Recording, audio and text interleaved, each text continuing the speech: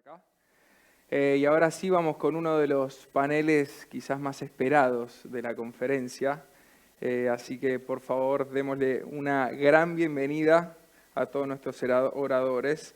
La siguiente charla es Objetivismo y Libertarianismo, convergencias y divergencias. Les recuerdo a todos que la charla va a estar en inglés, por más que tengamos a dos moderadores de habla hispana, tres con Gloria. Van a discutir las ideas en inglés, así que de vuelta siempre saben que tienen la traducción simultánea. Ahora sí, tengo el honor de presentarles a los panelistas que van a formar parte de este debate. Por el lado del objetivismo tenemos a Yaron Brook, presidente de la Junta Directiva del Ayn Rand Institute, y a Tara Smith, doctora en filosofía y profesora de la Universidad de Texas. Por el lado del libertarianismo tenemos a Marco Falcone, máster en Ciencias Sociales por la Universidad de Chicago y fellow visitante del American Institute for Economic Research. Y a Iván Carrino, economista, escritor y conferencista, máster en Economía de la Escuela Austríaca por la Universidad Rey Juan Carlos de Madrid. Nuestra moderadora, nuestra querida Gloria, así que un fuerte aplauso para todos, por favor. Y los dejo a ustedes con el debate. Todo tuyo.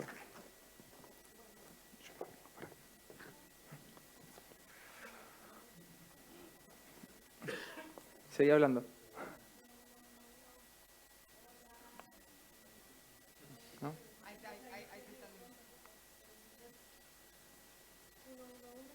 A ver. Bueno,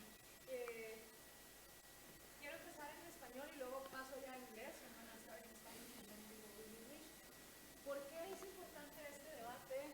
Y aquí hay cuatro personas que yo respeto muchísimo por sus posturas y sobre todo por su trabajo. Creo que mientras muchos libertarios simpatizan con las ideas de Ayn Rand, otros critican aspectos puntuales de su filosofía. A veces son puntuales, a veces sin leerla. Por su lado, Rand criticaba al libertarianismo por su falta de base filosófica y su falta de defensa moral del capitalismo, entre otras cosas. ¿Existe compatibilidad entre ambas? ¿Y cuáles son las diferencias más importantes que hay entre uno y otro? ¿Y acaso serán esas diferencias irreconciliables? Personalmente creo que este es un debate muy importante porque muchas personas piensan que en la defensa de la libertad somos cuatro gatos. ¿Qué necesidad hay de estarnos encima peleando entre nosotros mientras al mundo se lo come el colectivismo? Así que muchas gracias a nuestros expositores por estar acá. La dinámica del debate es muy similar a la de Intelligence Square. Cada uno de ellos va a contar con una exposición inicial de 6 minutos y después vamos a pasar a una parte de preguntas. Yo les voy a hacer algunas preguntas respecto de lo que ellos conversaron y luego vamos a pasar también a preguntas del público para volver a un cierre final donde cada uno de nuestros debatientes tiene 3 minutos para cerrar su punto. Y ahora sí, for English, press 1. Thank you very much, Yaron, Tara, Ivan, and Marcos for being here. So, while many libertarians sympathize with Ayn Rand's ideas, others heavily criticize her, sometimes without even reading her, sometimes more punctually. On her side, Rand also was a heavy critic of libertarianism because it lacked a philosophical base and a moral defense that was consistent in the defense of capitalism, amongst other criticisms. Are there compatibilities amongst libertarians and objectivists? What are the differences, the most important differences, and are these differences absolutely deal breakers for a common vision in the world? So I explained to our audience the dynamics of this debate. And first, we will have each of you presenting your point of view in 6 minutes, starting with Tara, and then we have Ivan, then Yaron, and Marcos. So, Tara, the floor is yours. Okay. You can use the podium also if you want. They said they would like us to use the podium, and I like the podium anyway. So, in 5-6 minutes, I'm not going to try to convince you that objectivism is right about politics, but I am going to try to lead you to realize that objectivism is not libertarianism, and that the difference is important. Now, when objectivists insist on the difference as important, a lot of times people will respond, oh, come on, you know, they dismiss that. They say that must be trivial. Of course there will be quibbles, but you're natural allies, right? You're on the same side, aren't you, libertarians and objectivists, when it comes to politics? Well, are we on the same side? No, the answer really comes down to what you mean by liberty, and even more basically, the grounds on which you think liberty is valuable. And here, from the very foundations, from the grounds, I think there are dramatic differences. So I'm going to speak primarily about that, about the foundations underneath libertarian politics and objectivist politics. I'm going to speak primarily about that, but then more quickly about two other things. Very briefly, I want to touch on subjectivism and the idea of competing governments, which many libertarians are attracted to, okay? I'm trying to go quickly. So first, foundations. In a sense, the difference between the two schools of thought really comes down to a single question or a single word. Why? What's beneath the claim that we should respect individuals' liberty? Why should we protect it? As far as I understand it, libertarianism basically says, so that you get to do what you want. Objectivism says, so that human beings can flourish, lead the best possible lives for human beings, the objectively best possible lives. Libertarianism's driving premise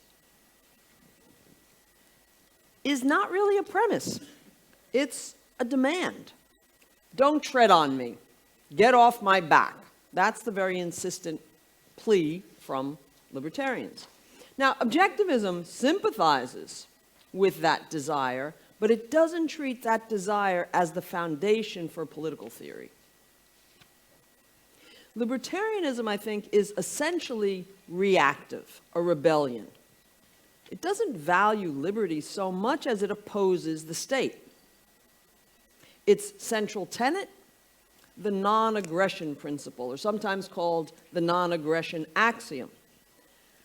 Why is aggression bad? Again, that why question. Why is aggression bad? According to David Boaz, who's like the head intellectual at the Cato Institute in Washington, Boaz says, quote, you cannot justify, close quote, you cannot justify individuals' freedom. Further, suppose that you do get off the libertarian's back, right? We don't tread on the libertarian. What's the libertarian supposed to do with his freedom? No plan. Whatever. Its starting point and its ending is, I don't like feeling oppressed, so let me go. That's the alpha and the omega. Objectivism, by contrast, affirms the positive value of liberty. The fact that you need liberty in order to live. Our nature is such that we must reason to figure out how to meet our needs, and then we must act on reason to fulfill our needs. But what's crucial is the precondition for this reasoning and rational action. The precondition is freedom. That's the foundation for the value of liberty in objectivism, okay? So again, for objectivism, liberty is valuable not because you like it or you want it. Liberty is good because man needs it. He needs liberty to be able to exercise reason and act by reason. And that's good because that's the only means by which we can live. Right?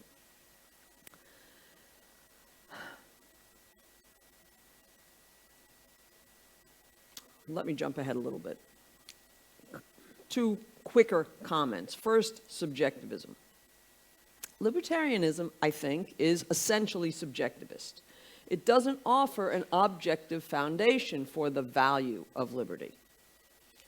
And its silence on this implies we don't need one. We don't need to show why, in fact, liberty is a good thing or why individuals are entitled to freedom. It's simply some ways that other people treat me, I don't like. And some ways I don't mind. Almost out of time. 1 minute. But that's what determines whether or not something infringes on my freedom. How do I feel about it? Do I like it? Libertarianism, I don't think, grasps the difference in kind between force and freedom. There's simply this continuum of the different degrees of desire that people have. It doesn't offer an objective standard for determining when a person's liberty has been infringed. And this leads to the final point, the competing governments scenario, which I'm sure many of you are familiar with. Because libertarianism lacks solid foundations for its embrace of liberty, it devolves into this competing governments idea, that people must pay for protection from an agency. Against such a scenario, libertarianism can't say, no, but you, this individual, she holds certain rights, and others must respect them. That's not a matter of fact. Rather, under libertarianism, you have as many rights, Gloria, as your money can buy. You know, you want 3 pounds of salami, you can get it if you can pay for 3 pounds of salami. Same with rights, okay? Thus, if competing protection agencies are in conflict, they have some dispute, which will prevail? The stronger, the agency with more weapons, more muscle. How does that protect her rights? It doesn't. Libertarianism has no basis for honoring her desire to not be shackled by them any more than protecting their desire to shackle her, right? This, again, is the subjectivism and the lack of an objective foundation for why individual liberty is valuable. Under the competing rights scenario, might makes right, which means there are no rights at all. The strongest have their way. And that's okay, according to libertarianism. That's the best you can do. That's not liberty. That's not recognition of the individual's right to her own life, and it's not close to objectivism. Okay. Thanks. Thank you, Tara.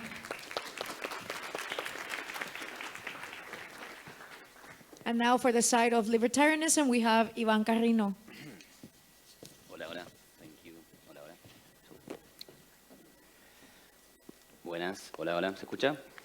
Okay, so I will talk in English. Sorry for my people from Argentina. Okay, good afternoon, everybody.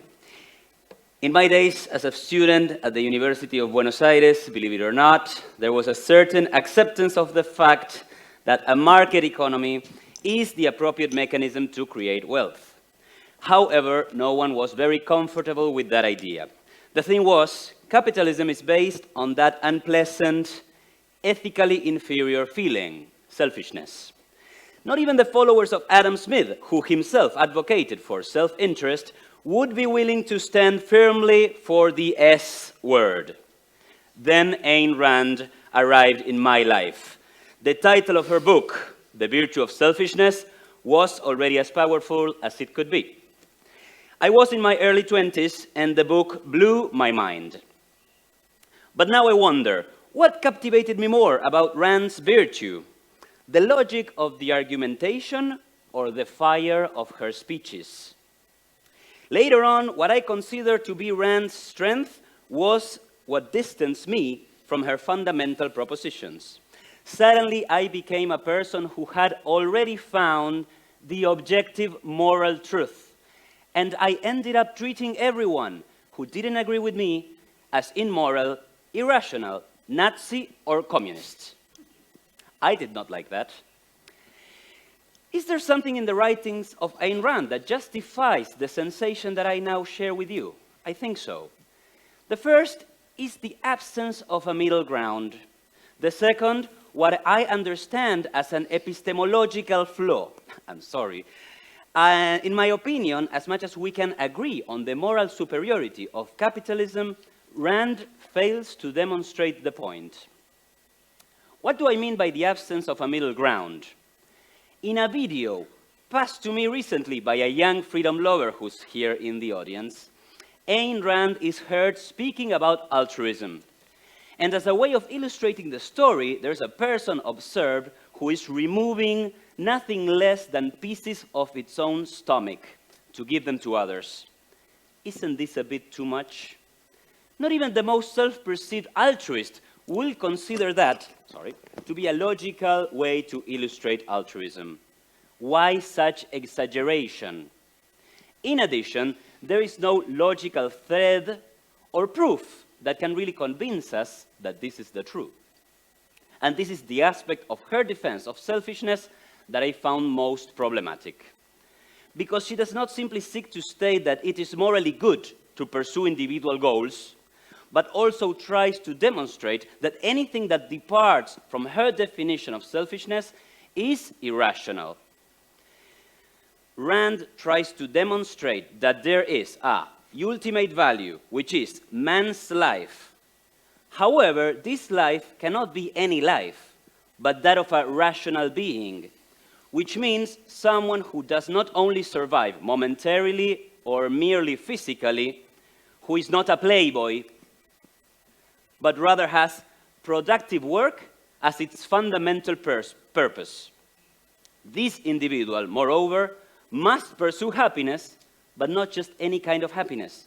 For example, the happiness of a driver of a hot rod car is just an alleged happiness.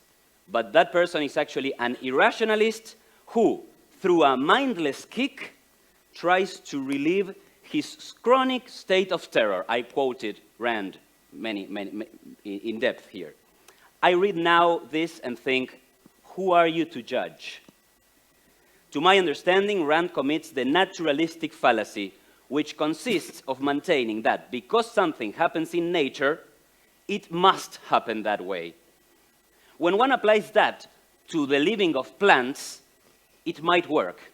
The problem is that the same reasoning does not hold true for human beings. That human beings breathe, I mean, we know that, but we cannot conclude from that fact that they should or must breathe.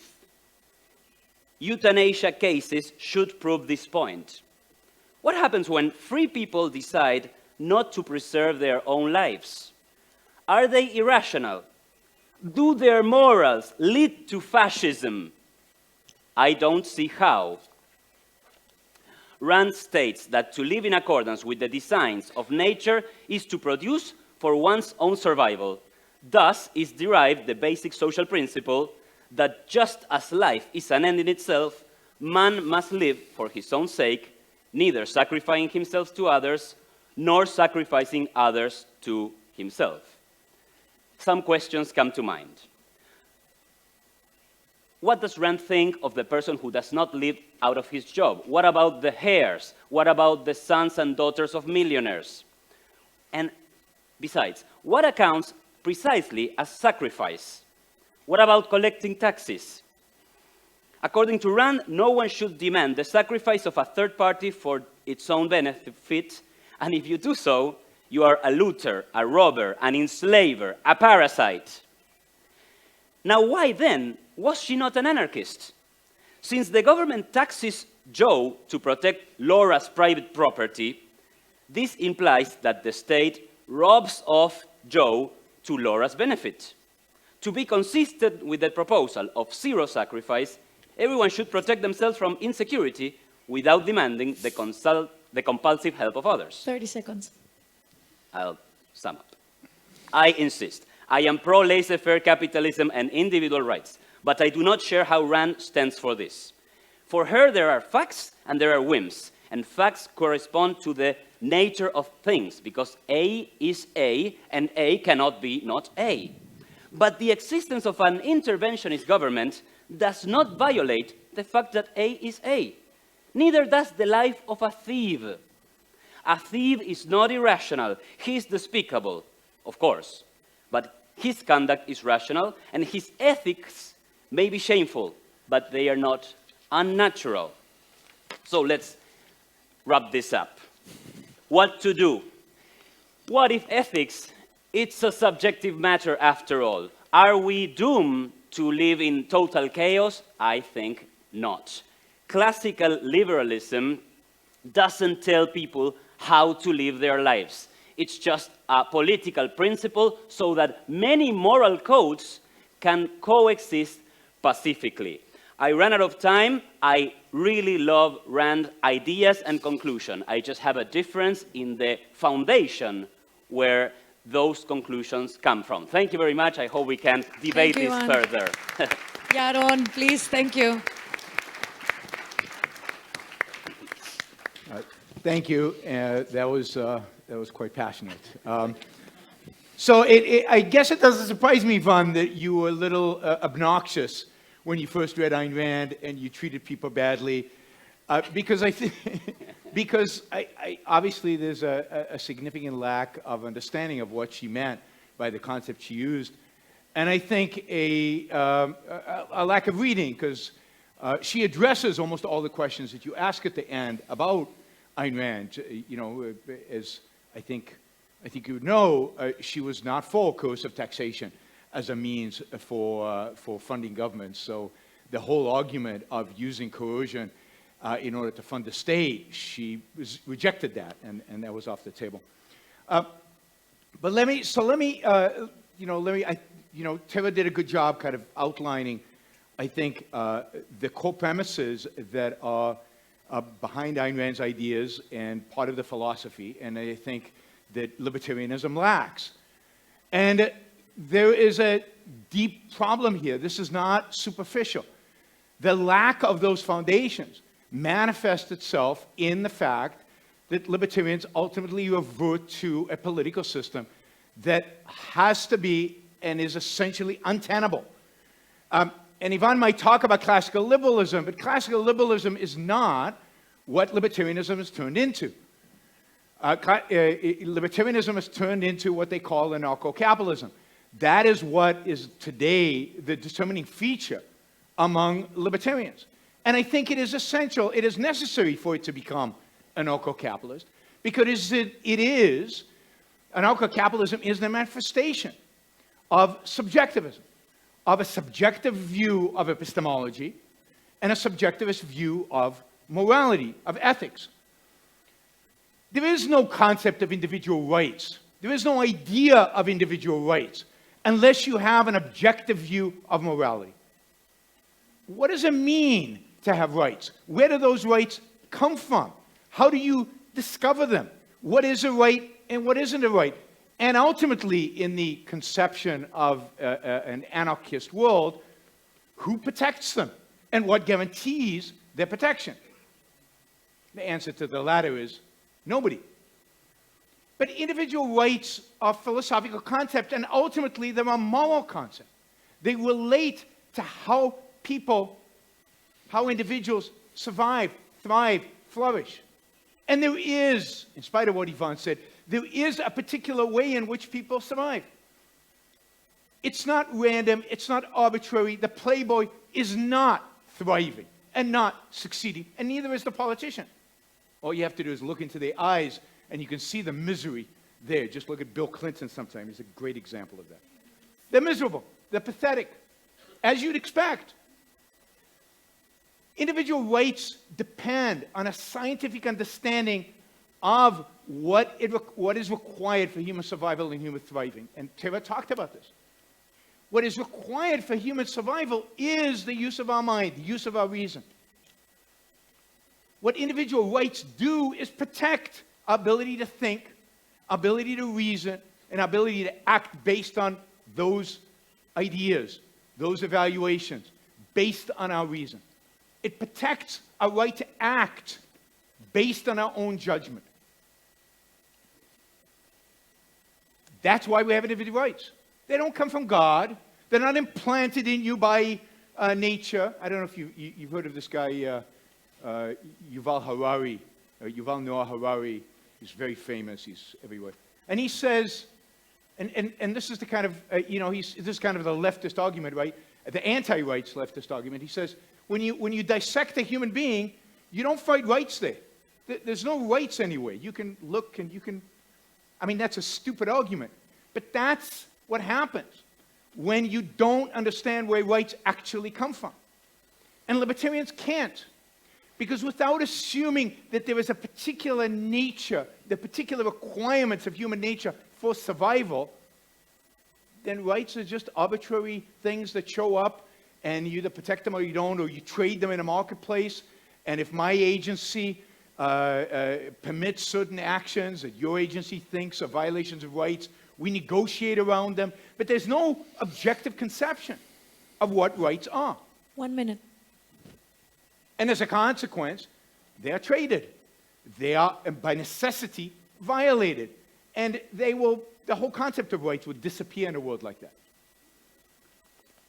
And all that's left is the arbitrary authority of somebody determining what your freedoms are and what your freedoms are not. The ultimate consequence of any kind of anarchism is that might makes right.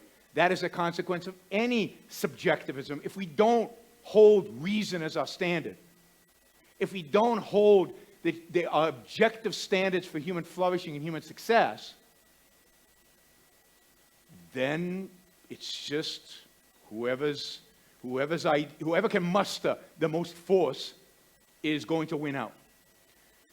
Anarchism, and I think libertarianism consistently applied, have to lead to a might is right society, and that's why we in Objetivism condemn anarchism completely, even if you put capitalism in front of it, because it is a path to authoritarianism, it is a path to violence. Thank you. Thank you. Marcos. Se olvidó la lapicera, me parece. Yep.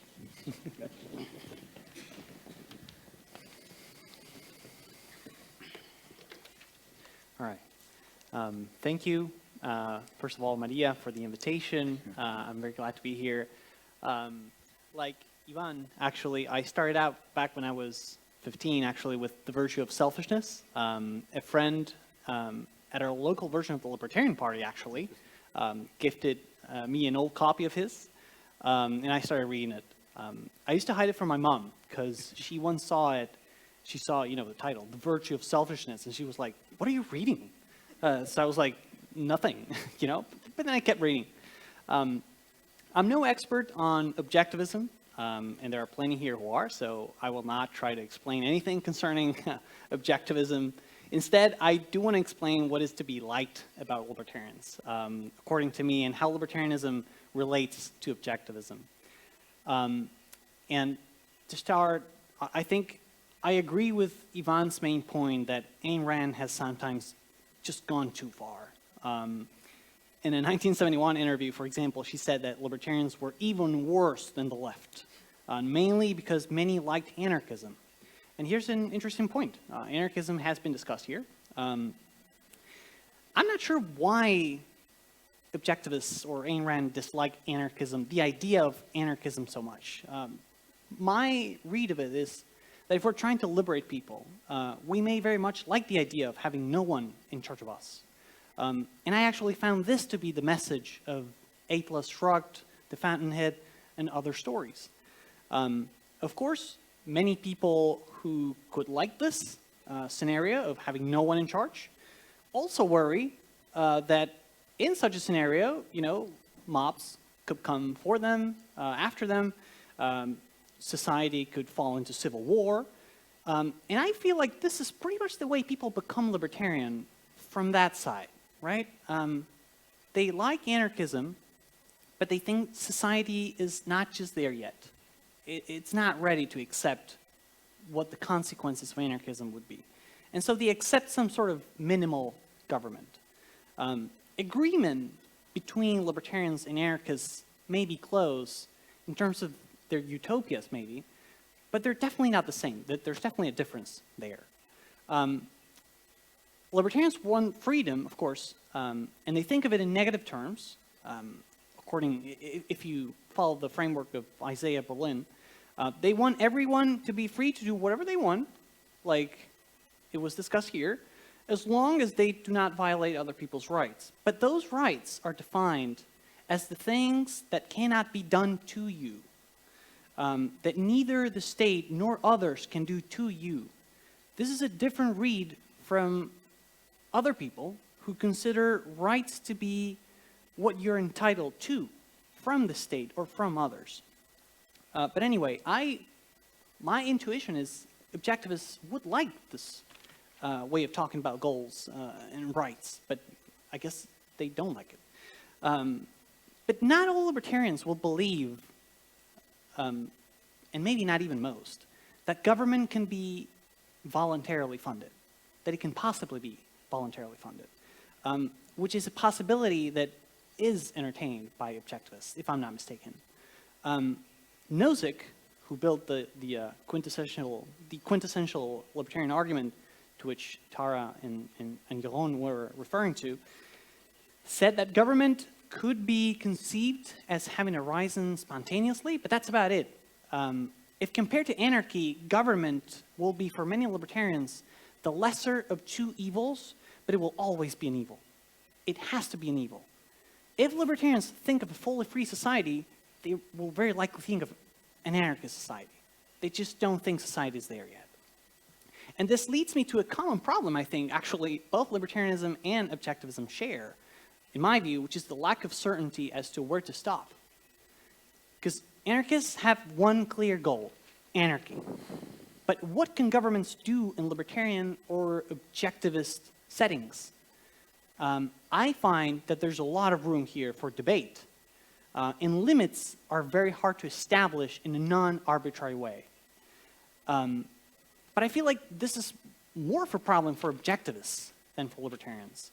Because objectivists seem really confident about what the goals of people and of the state should be. Okay. 1 minute. I have 1 minute. Thank you. So here comes what I believe is the major difference between libertarians and objectivists. It has been discussed here, which is that libertarians can and do adhere to the subjective theory of value, whereas this is definitely not the case for objectivists. Because they say that there are facts, that there is a reality, that things are either A or not A. And this is a problem. Libertarianism cannot accept this. Because upholding subjectivism means recognizing that nobody will look at things the same way you do. But this is not to say that there are no facts. This is not the same as saying that there are no principles, that there's no reality. It just means that I may never understand what is going through somebody else's mind, your mind, for example. And this is very clearly exemplified when we talk about art, for example, what art is. And I think, really, the problem here is the force with which objectivists set one standard and then prevent further debate. Because in terms of art, this may not be a huge problem, but there's a fundamental difference here that could potentially spread to more relevant features of social life. And I don't think all libertarians will be comfortable sharing a label with people who will claim they know the truth. I don't know the truth. Libertarians don't know the truth. We just don't. But again, all in all, I cannot forget that objectivists, like libertarians, do strive for freedom, and I do think they both like free markets, individual liberties, and something that I like to preach, if you will, is that in a world in which we have so many issues and there's so much room for freedom expansion, I think it is silly to not join forces when we have an immediate, a pressing goal. So to sum up, yes, libertarianism, objectivism are definitely not the same, but I still think they can be compatible, and we need to exploit the common ground between them and fight for liberty whenever we can. Thank you. Thank you. Thank you, all of you, for a great exposition. Now, I'm going to pose some questions, recollecting some of the things that you said. I would like to address them on the floor, and you give like small answers, and if you want to reply within each other. And then we're going to have some questions of the audience.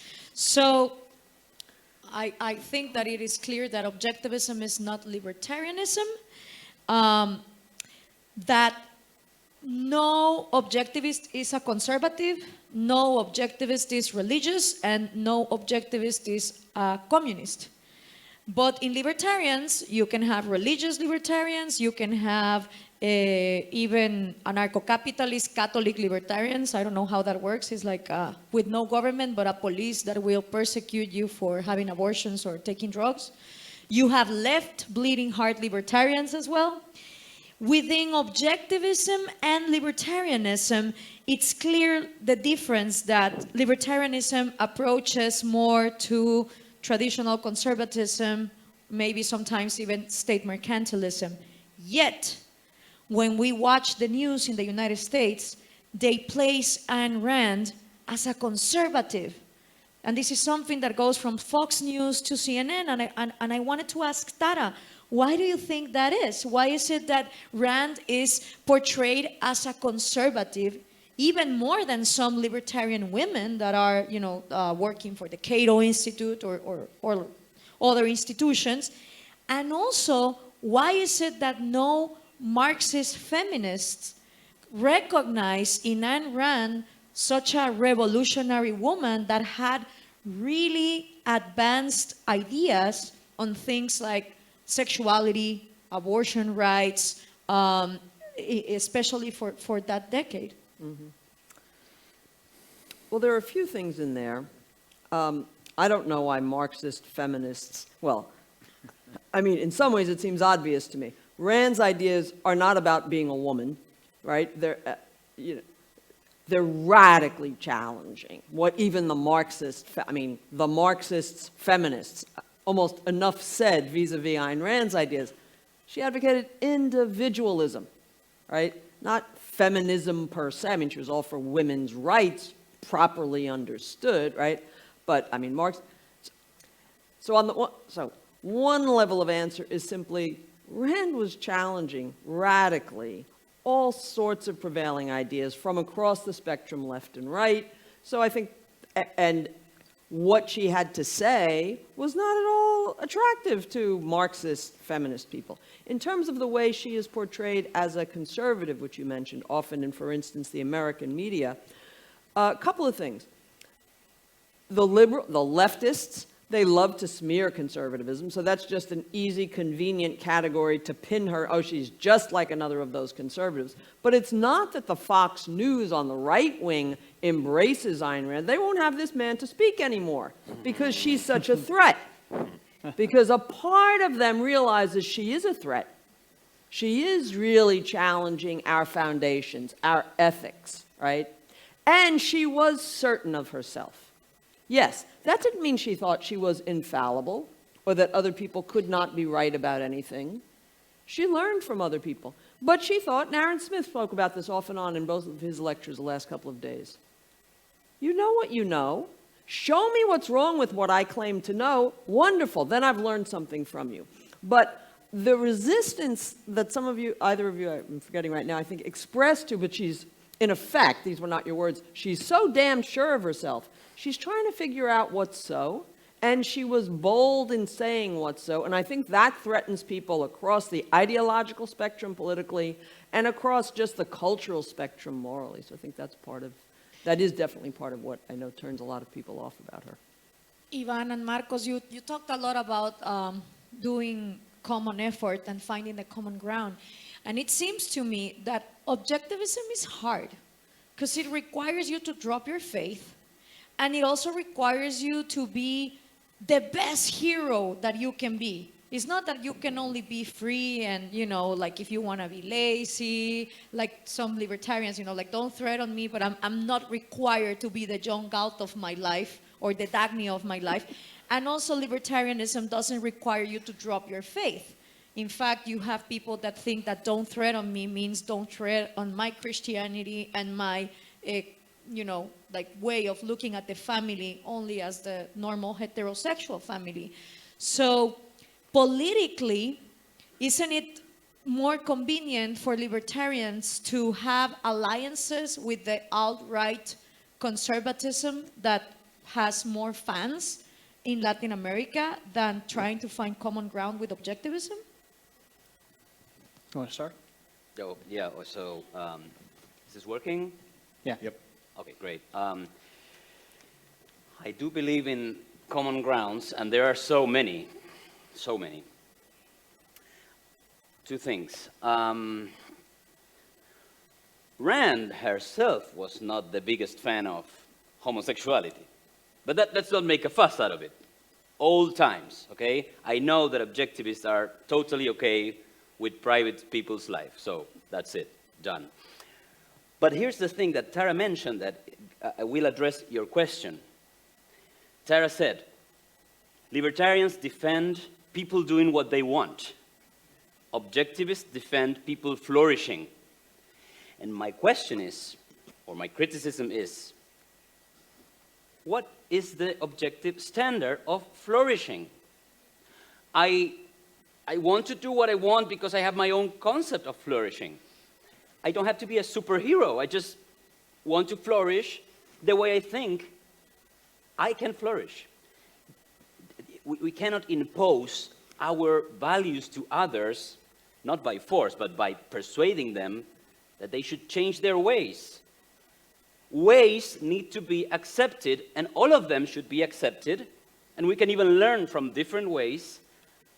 The only limit, the political limit, is not to interrupt those ends, those ways, by the use of force. That's all we can say. Why do we say that? Because that's the way we have found to live pacifically in a community. And that's all there is. I'm sorry that this is very little. I'm sorry for those who are looking for more. But this is all there is. Peaceful cooperation and living among each other. Can I say a couple of things? Thank you. So Rand certainly believes, in saying everybody has a right to his own life, his own freedom, you can be religious if you want. You can be homosexual if you want. You can not be homosexual. I mean, it's not that you only have as much freedom as you exercise in order to be John Galt or in order to be a wonderful hero. If you want to sit around and rot, that's fine. Now, she will make moral judgments of you, but freedom-wise, liberty-wise, she was a great proponent of the First Amendment, which protects freedom of religion and so on, so she is not imposing that. But her view about flourishing is the reason for which anybody has that right to his own life and freedom is that it is in the nature of the beast. It is in the nature of human beings that we survive by reason. Reason needs freedom in order to be able to live. So if you don't want to use your reason, that's fine, but the reason why you have rights in the first place. And I do have a question. You know, on the one hand, I think it was, anyway, one of you said something about, yeah, libertarianism is subjectivism. If so, what's so hot about living peacefully together? I mean, you're implying that to live pacifically is a good.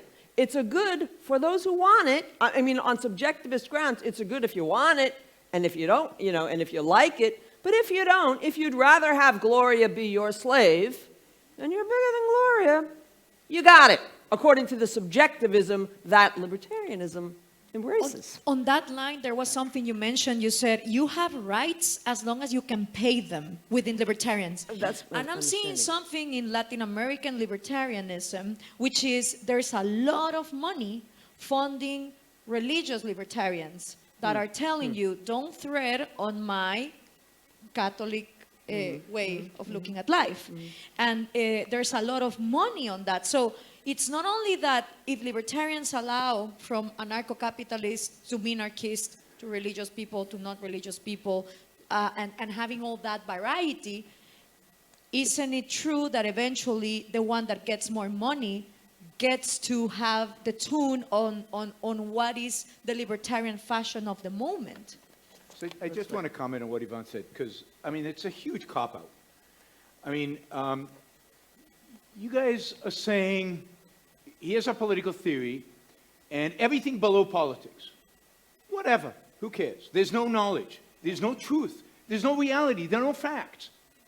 That's not what I said. That's literally not what I said. Wait, it is. It's exactly what Yvonne said. No. In the realm of politics, there are facts.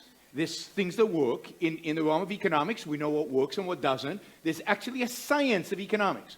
But everything other than economics, anything goes. It doesn't matter. You can be religious. You can believe in a God. You can believe in reason. You can have whatever moral. You can be a playboy. It doesn't matter. So there's no nature to human beings. We can't actually look at human beings and investigate and see what works and what doesn't, what's right and what's wrong. We can do that in economics for some reason. When we aggregate people together, we can somehow determine what works and what doesn't. But as individuals, oh no, we can't say anything scientific about the individual. Because all morality is the scientific examination of what is good for human life and what is bad for human life. So Ayn Rand says, lying is bad for human life. Now, we can have a whole debate about why, but there is a science that says, psychology in this case philosophy, morality, that says that being dishonest is not good for you. Now, you can disagree, but the question is there such a science? And if there isn't such a science, why is there a science of economics? That is, you can't have your cake and eat it too. If you believe in science, then the science should go all the way down to metaphysics, and there are claims, scientific claims that we can make as philosophers about how people learn. How do we know things? That's a scientific question. How do we know what's good for human beings? That's a scientific question. And how do markets work? That's a scientific question. So, but you've decided markets are good, and everything else, to hell with it. You know, whatever goes is fine. May I just... And we can disagree about the science. As you can come to me and say, you know what, I think Ayn Rand's wrong about the virtues. Here are alternative virtues that I think are better, are more consistent with human flourishing. And that's a fruitful discussion. Okay. But what you're implying is there's no virtues. That is, there's no science here. There's no discussion. Therefore, anything goes and people should be able to do everything they want. And of course, that goes back to Tara's question. If anything they could do whatever they want, why can't they use force? Why can't they enslave others? Why can't they do all this stuff? I have an answer to that, but... Okay, yeah, I just wanted to briefly comment on the original question you asked about conservatism or objectivism, like what should be what is the best ally for libertarianism? And I feel closer to you guys in that I am not religious. I never have been. I consider myself to be an agnostic. And it is true, I am also seeing that many libertarians seem to be siding with religious kind of libertarians, if that's a thing, or conservatives. My read of it, of course, this can be dangerous because of the implications, but as long as don't tread on my Christianity does not mean compulsory Christianity for others. I would welcome those people into, maybe not libertarianism, but into, because their way of life may not be libertarian, but into political libertarianism, in that they accept that, you know, they want to practice Christianity, they can do it freely, and those who do not want to do it also don't have to do it, and don't have to fund them. And they're not subject to that Christianity. So that's just briefly what I wanted to say about that. Yeah, don't tread on my Christianity is don't tread on my Judaism, don't tread on my Islamism, so it's okay as How long as about that, don't as long tread as on that goes. my homosexuality, don't course, tread on my of course. abortion? Because that's the Totally. thing. That's totally libertarian. Yeah, right? and here's a question. If there's no philosophical basis, and some libertarians, I've heard them, especially in Latin America, they say, well, libertarianism tells you that the first right is the right to life, just the biological life. And they give that right to the fetus, not to the cow that they eat, but they give the right to the biological happening of life. And if there's no philosophical grounds below economics, how do you sustain that they are wrong in the libertarian explanation? And why, and I will join another question that I had, why does Rand do not grant rights to that fetus, but she would grant rights to a patient in coma, for example, or somebody that is not capable of using like their mental capacities? What's the difference in the objectivist standpoint? And how do you say to libertarians that the right to life does not apply to a fetus if there's no philosophical ground below economics? That's a very important question, difficult question to answer.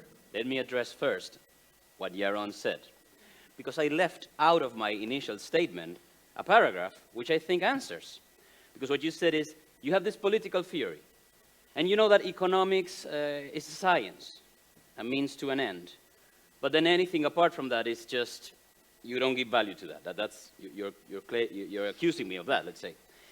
And I wrote, I do think that some values, to the extent that they end up influencing the institutional framework where we operate, can lead to the abandonment of freedom. But again, to my understanding, that does not make these values irrational or unnatural, which I think objectivists claim. It simply makes them very undesirable, disastrous, ridiculous, if what we want is a society where each person can enjoy the maximum possible level of individual liberty. That's why we cannot enslave our neighbors, because that would be parting from a society where everyone can have the maximum level of individual freedom. Can I just add? But again, if you ask why, that question I raised, right? Why? Why is this supposed to be good, right? Oh, because then everybody can have what they want. Again, this is the subjectivism coming out. Even when you say, well, that some of these things might be undesirable. Whoa, undesirable in fact, or undesired by many people, right? The people who want their liberty, don't tread on me. That's great if you don't want it, but if I want to tread on some person, as far as I can tell, libertarianism doesn't give me a reason why I should not. It does. Oh, what's the reason? We can learn from theory and from history that regimes that part from these ideas end up pretty badly, But like then you're Venezuela back to or saying- like Russia in the Soviet era. So, or You can't even have it both ways, though. What's if, and I believe I heard you correctly early on, you said, look, yeah, according to libertarianism, ethics is subjective. Yep. Well, then how can you say that society was bad, in fact? You can't. I don't get how you're squaring the, But this is that wrong, doesn't this mean is you not can't wrong. have a moral framework. I'm sorry? No, I mean, that doesn't mean you can't have a moral framework. It just means that You, your right, you can, your have, you moral can make framework- up your moral framework, but let's acknowledge then what it is. It's my made up, I like it, and I've got some other I guys who think it like would be, it too. it would be useful for the audience to say what's the moral framework of libertarianism. but there is Self-ownership, I would say. Yeah. So if you recognize your right to self-ownership, you recognize other people's right to self-ownership, which is why you don't tread on them. But is that that's what I think of compatible it. with subjectivism? That is, if ethics is subjective, then why do I have a right, an objective right to self-ownership? Like, how do you get them both? I'm Okay, okay, not okay, following wait, But the wait, logic. I would Yeah. ask the, There is not a- yeah. an alternative question, which is, why would anyone own me? Like, if I'm me, I own me. Why does anybody else have to own me? So let's go back to the abortion I'm not issue. even- Self-ownership of the fetus or self-ownership of the woman, and how do you resolve that in between libertarians? Oh, I wasn't But talking before about that, abortion. that- Yeah, that's, that's a different, that's another It's a topic. whole other issue. yeah. But let's see. We can discuss today in 2022 how the United States are doing. I mean, we don't think that's the paradigm of liberty, but No. we know that the U.S. Constitution is not based on just any moral foundation. There is a moral foundation, which led to the Constitution, and that political system thrived. It was all right. It showed great results for many years. And other countries which did not base their political system in those moral grounds, they didn't thrive. That's it. That's what we can say. Okay? That's testing. And that is, Yeah, but one that- last thing. Yeah. We don't know objective values a priori. Okay? Hayek, spontaneous institutions are spontaneous. And we discover better institutions by doing, by living, by trial and error. And I know this may not be great, but I think it's what it is. But you just contradicted yourself. The United States Constitution and Declaration of Independence were not spontaneous. They were planned. They were thought through. They were designed. And it worked. Why did it work? Trial Because and they were error. based on, as you said, a particular moral code of the Enlightenment, which is probably the best pre-objectivism that there was, that had clear views about how people should live and how they shouldn't live, which is not consistent with moral subjectivism. It might not be consistent with objectivism, but it's not consistent with moral subjectivism. And only out of a system of Enlightenment moral ideas did the best political system we've known so far arise. We could improve that. We can improve it by giving that political system better moral foundations and therefore improving on a kind of political outcome. But it's the contradiction is even even further. I mean, you mentioned earlier, we can look at the world and we can see some political systems work and others don't. By what standard is a good question, but let's say generally flourishing or wealth, or we can come up with some standard. Well, fine. Well, why can't we look at human life as individuals and say, these lives work and these lives don't? These are the kind of activities that are good, and these are the kind of activities that are bad. Productiveness generally leads to people being happy and successful and good. Laziness and neglect of the productive function are not. Being rational, it turns out, when you observe at the world, being rational leads to successful life. Being irrational on principle leads to failure and homelessness and a disaster in your own life and unhappiness and misery. So the same principles you apply to evaluating political systems, if you can do that objectively, and you claim you can, what Rand is saying is even more basic than that, is we can do it about individual life. And her morality or ethical code is what, both from human nature and from experience, what leads to a flourishing life and what leads to a disastrous life. And those are that's how she derives her virtues. So it's if there is good or bad in political system, then it's good or bad for individuals as well. And then your objection to the ethics falls away. And again, we could disagree about particular virtues. That would be an interesting discussion. But to denounce virtue is absurd. Do you want to comment? No, I mean, I have a question, Sure. Go. no, I mean, I like what you say. I don't understand why we're fighting so much. Like, because I'm like, Why what? because I hear didn't you. No, didn't hear the Why we're fighting so much? He Yeah, agrees with us. I don't understand why we're fighting so much. I may not be a very deep thinker, but I just don't see why there's such a problem with libertarianism from an objectivist perspective, because I tend to agree with what you said. Like, yes, I think I have some standards for evaluating regimes, governments, individual lives too. I think some work, some don't. I know some other people will have other standards too. People should be free to pursue, I think in my view, the lives that empower them best. I am just not for setting one standard and then force people into following it. That's it. Nobody is. Yeah. I Okay, then we agree. No, So but we don't. Yeah. So here's another thing. I mean, what we're arguing is, if you tell me that there are objective values, that there's an objective good and bad, there's objective theories of morality, then the distance between us is not that great, right?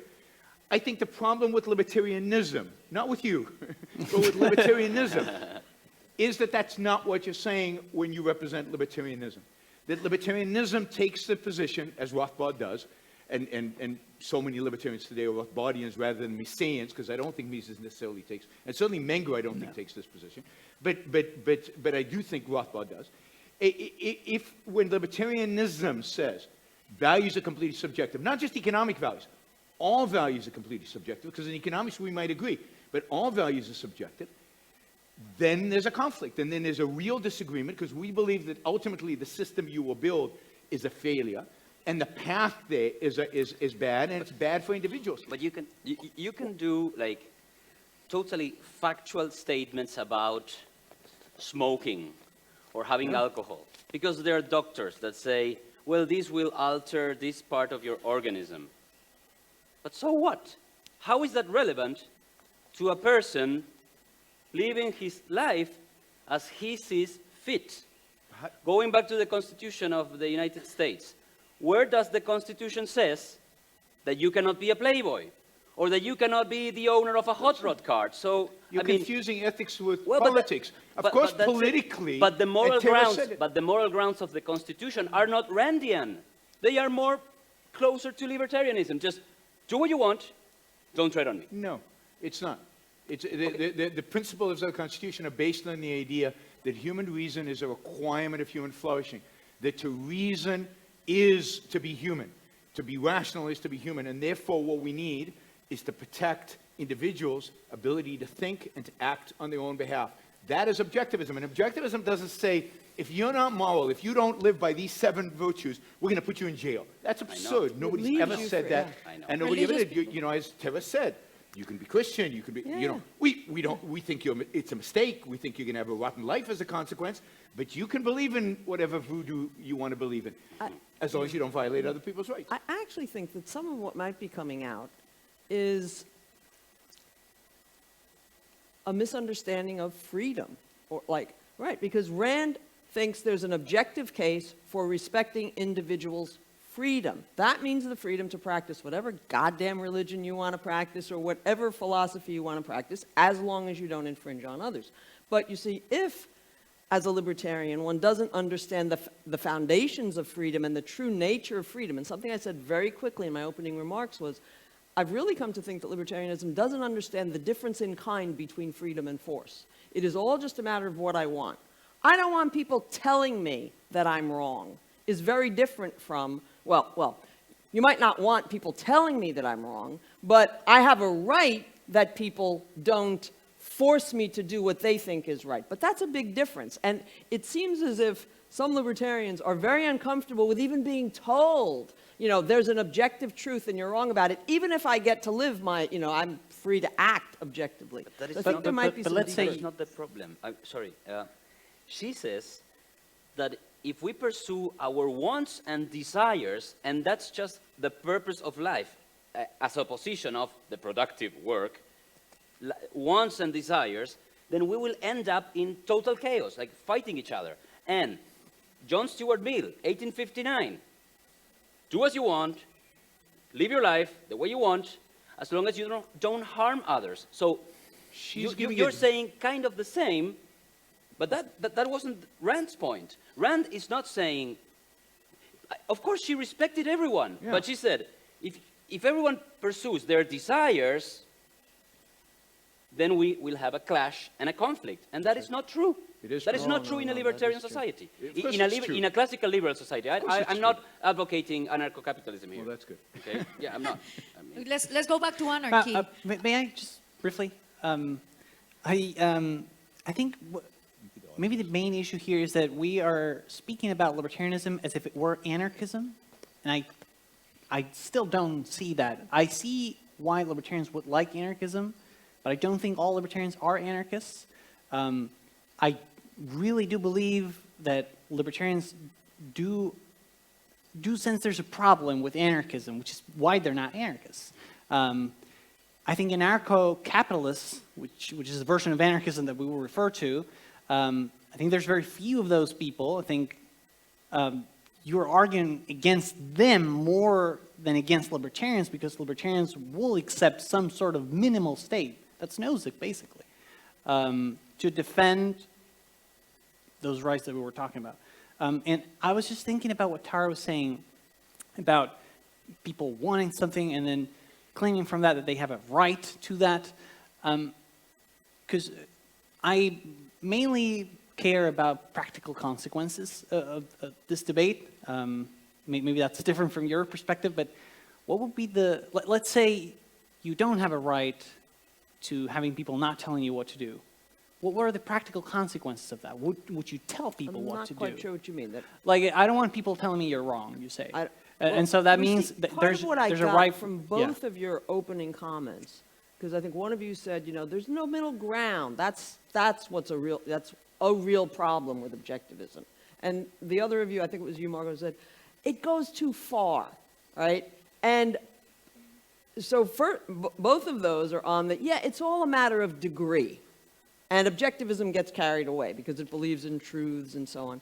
And it seemed, now this part I'm reading in more, okay, neither of you said this, but it seemed like there's this discomfort with Rand saying there are facts. And there are moral facts and there are better ways of living than others, and this is right and this is wrong. Now again, she completely agrees that others have the right to express their very different views and even to a large extent to live out those different views. But there isn't a right, well, there is the right to do with your life what you want, but that again is based on not just the fact that people like living that way, that's the way they have to, I mean, we have to leave each other free such that we can reason and then do the things we need to do to survive, and that's a matter of, again, our nature, our needs, rather than just wants. So just to answer you, would we tell people? Yeah, I mean, that's the job of a moral philosopher. Tara's a moral philosopher. Her job is to say, you know, based on my learning and my study and my knowledge. If you're asking me, it's not like I go around scolding right, people. right, right. But moral philosophers But write books. politically- They write books telling you, you're not living the right life. Here's the right Right. life. This is what Aristotle Right. did. This is what philosophers I know, but do. politically, I mean, practically. No, but of Would there course be a difference? No, politically, I would argue that you should separate ideas from government. That is, government shouldn't have ideas about morality and about, you know, all it should do is protect individual rights. It should have a conception of individual rights and then apply that, and that's it. Right. So, again, but that doesn't negate the idea that there is a right way to live and a wrong way to live. And it's the job of economists to tell us, you know, how an economy works. It's the job of moral philosophers to tell us what's the right way to live as a human being at an individual level. And one of the challenges, I think, so you're saying there are only a few anarcho-capitalists. That's not my experience. So my experience is that and certainly the libertarian movement in the United States right now, my experience is that anarcho-capitalism dominates libertarianism today, certainly in the United States and in most of Latin America, certainly does in Brazil and other places, that is the dominant view among the intellectuals in particular. They are the voice, they are the people promoting these ideas, and that it's a real problem. You know, I have much more in common with you than I do with an anarcho-capitalist, right? Because at least you're willing to say there is a right and a wrong way. We might not agree exactly what it is, but there is a right and wrong way to live, and there are certain foundational principles, and then we can have that debate. I can't have that debate with a complete utter subjectivist, which is what the anarcho-capitalists are. And your movement is being dominated by them, and that's maybe why we're responding in the way we But are. I because think that's what also I see they it's are. because the subjectivism leads you to anarchism. Yes. You might not want that, you might not think that, but that's what actually, it's like, to the extent that libertarianism embraces moral subjectivism, I think it's got to end up in the anarchist camp. So before passing to questions of the audience, I want to make a very high differentiation because, can you hear me? No. So, no? No? Yeah? No? Yep. No.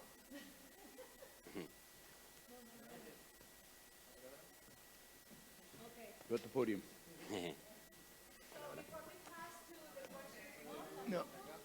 No?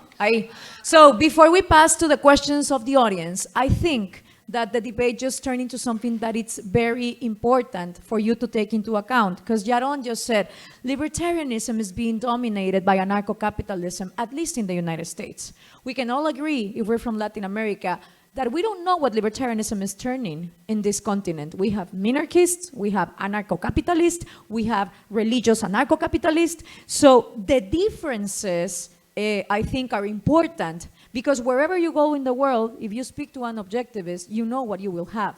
With libertarianism, this is not happening. Now, that being said, Yaron, you said in your intervention, and this is going to be my last question, then we go to the public, that libertarianism is not turning into classical liberalism. It's turning into anarchy, and that is a problem. Now, I ask, isn't Galt's Gulch anarchy?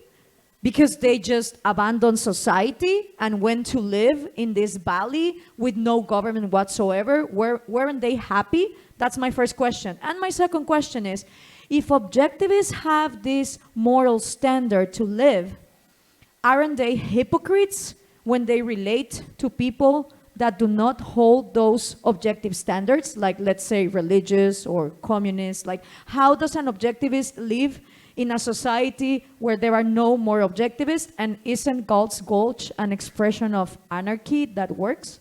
No, I mean, Galt's Gulch is not anarchy. Galt's Gulch is run by, you know, there's a government, there's a judge there who rules on disputes. You just try running a parallel, competitive government to that one, and you'll see what John Galt does to you. So no, it's a private community run by a system of law. There's a judge whose name I can never pronounce. Narragansett, who arbitrates disputes. My guess is, if you don't meet, you know, if you're not willing to abide by the judgment, you're off of there, you're out of there. It's also private property. So, you know, and it's a small community, but it's not. And Ayn Rand, you know, was horrified by the idea that when people said that, isn't it? She was horrified by that idea that somehow that's the implication. And what was the other question? Are an objectivist,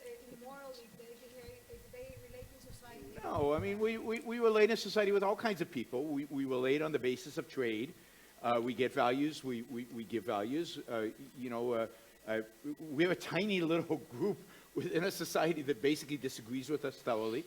If somebody is vicious, right, if there's somebody out there who's religious or a leftist, or they're truly vicious, right, that really want to undermine my life, yeah, I won't have anything to do with them. I won't trade with them, I won't go on stage with them, I'll boycott them to the extent that I can. But most people are not. Most people are mistaken or confused.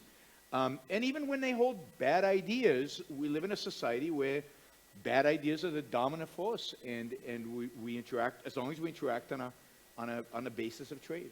Thank you. Okay, sí. Do we have some questions of the audience? Please be brief. Estamos retrasados, así que les vamos a dar 5 minutos. Ya tendría que haber terminado en realidad 10 minutos más que van a ser de preguntas. Por favor, preciso con las preguntas. Buenas. Hello. My question is for Yaron.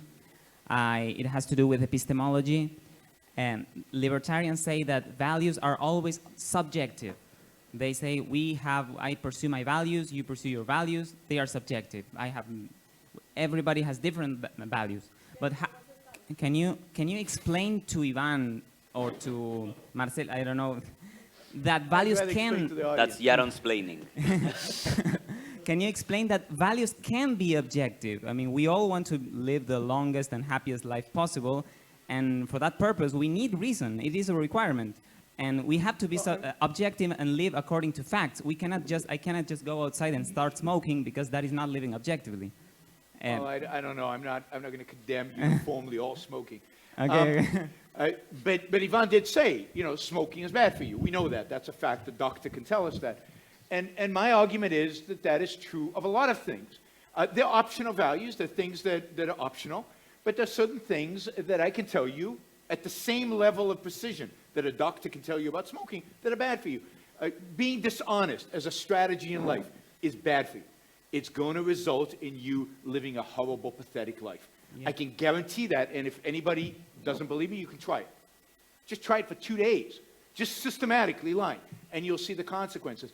So, and that includes lying to yourself, right? Yeah. It's Yes. not faking reality in any way. This is not just about trying to pull the wool over others' eyes. yeah, so being, dishonest, I mean, the main person you need to be honest to is yourself. But even, but just living that way is not tenable. It's not practical. It does not achieve, it achieves destruction. Yes. And I think there are a lot of things like that. And, again, there's no reason to assume that science only relates to our body. Our spiritual life is, can be observed and can be analyzed, and objective principles can be applied to our spiritual life as well as to our material life. It's bizarre to me that we make this dichotomy between the two. It's true science of medicine might be more advanced than some of the other sciences, but not necessarily. We've got 100,000 years of human experience. We know kind of what works and what doesn't. Okay. Hello, good afternoon. I have a question for Tara and another for Yaron. Tara, if I didn't misunderstood, you said that in objectivism, liberty is used to flourish in life, right? Well, liberty is necessary so that people can reason, which we need to do in order to live and flourish, yeah.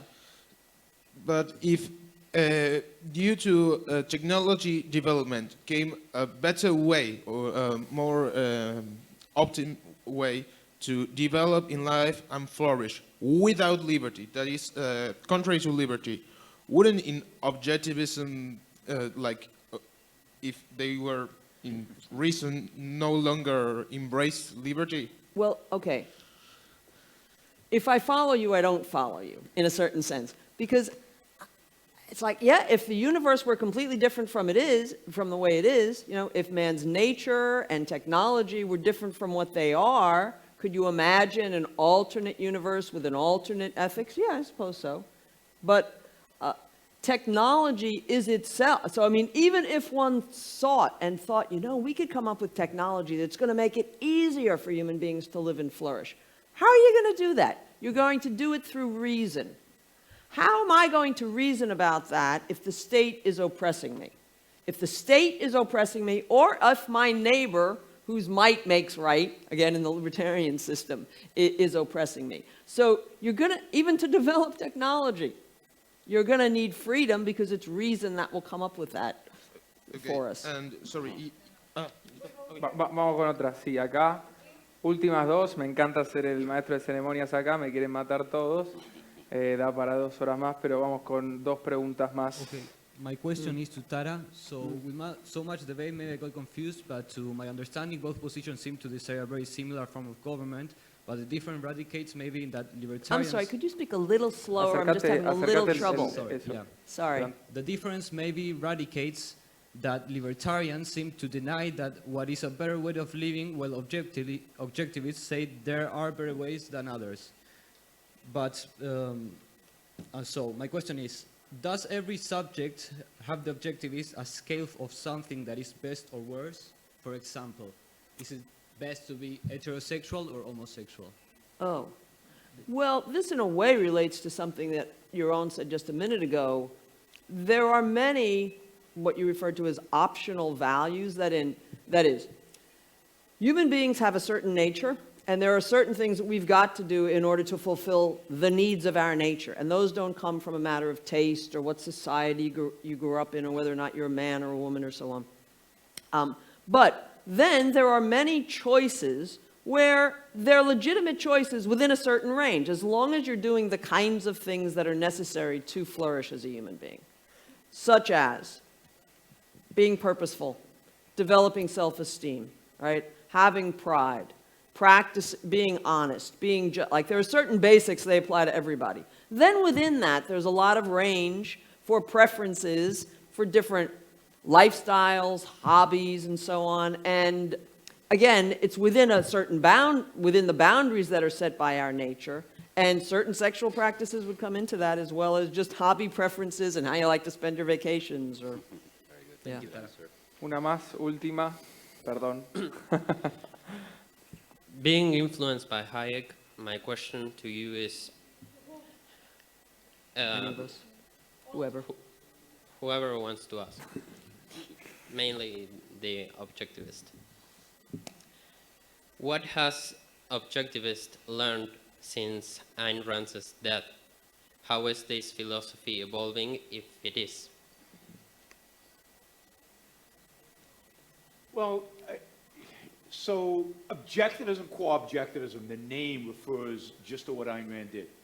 The philosophy is evolving. I mean, Leonard Peikoff has done some important new work on induction that didn't exist in the past. There's other people doing work on various areas that are expanding the realm. I think one thing I would say is, it's not so much that the philosophy is evolving, is that there are people trying to develop how would it apply here? Coming back to, we want this to be guiding people in the real world, in practical life. So for instance, I've done some work developing more of Rand's ideas in philosophy of law. She wrote a little bit about political philosophy. Very sporadically, here and there, she said some things about legal philosophy. I went back, looked at a lot of that, really thought about a lot of that, talked with a lot of people of that, and have tried to develop, okay, this is how I think it would apply in more specific free speech issues, or in how judges should interpret the law. There are people doing that in psychology, trying to apply the basic principles. So it's more about applying to all sorts of practical areas where she didn't, she was working at fundamental philosophical levels in epistemology and aesthetics and metaphysics. So I think there are people developing some of this work. Yeah, and Kevin's done the same thing with ethics, right? So in ethics, Ayn Rand has this little short essay, The Virtue of Selfishness. And it can be confusing. So, it's not an easy essay. She condenses a lot of stuff there, and it comes across very... And Tara has a whole book, in a sense, chewing that, right? How does it apply, and what are the sub-virtues underneath these 7 big virtues, and how does it apply to a variety of things? And what about the virtues that the altruists hold? What's our about attitude generosity towards those? or Like generosity forgiveness, or charity or things like that. So are we pro or... So there's a lot of development going on all the time. I've done work on how to apply, which libertarians hate, but, how to apply Ayn Rand's ideas to foreign policy. And what does it imply in terms of foreign policy? So there's a lot of work that's done in terms of taking these ideas and applying them to every aspect and chewing them and better understanding them and better and broadening them. And there's theoretical work being done on areas where she hasn't, like the epistemology, the stuff. She wrote an introduction to objectivist epistemology, which means there's a whole volume still to be written on the actual epistemology. Ok, bueno, un fuerte aplauso para todos los oradores. Oh, wow. Muchas gracias Marcos, Iván, Tara, Iagón y Gloria. Ahora antes...